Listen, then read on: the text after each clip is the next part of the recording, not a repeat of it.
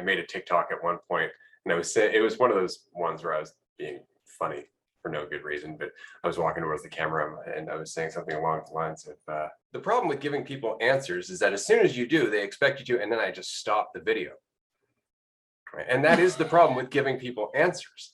It's because they start expecting you to continue to lead the way.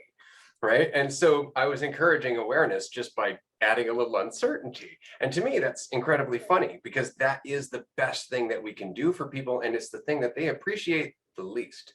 Like, as a parent, and I will admit this, one of my favorite answers to give my daughter is because.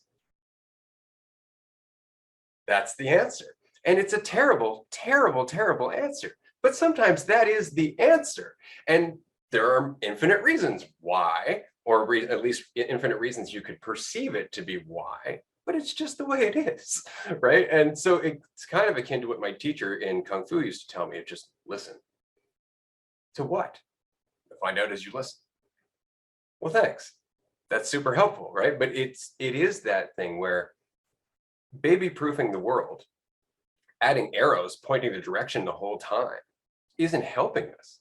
It's not helping us. It's actually just getting us farther and farther away from the state of mind that's responsible enough to decide we're whole and complete in ourselves. Sunny, I don't know if you've ever seen the book Harold and the Purple Crayon. Mm-mm. It's a children's book. We actually have it on our website in the store because it's such an interesting book. But it starts with this baby, Harold, and he has a purple crayon. And he decides he's going to leave his room. And so he brings the crayon with him across these blank pages. And as he's dragging the crayon, it makes the ground. And so he draws a tree. And then he draws some apples, and he decides, oh, those apples look great. Somebody's going to want to come and take them, though. So he draws a monster to scare away anybody who might take the apples. The monster scares him. And as he starts falling backwards in fear from the monster, he draws waves and falls into the water. And he draws himself a little boat and gets onto the boat and does that. And the whole story is about how Harold forgets that he's doing this to himself. And he's trying to find his way home.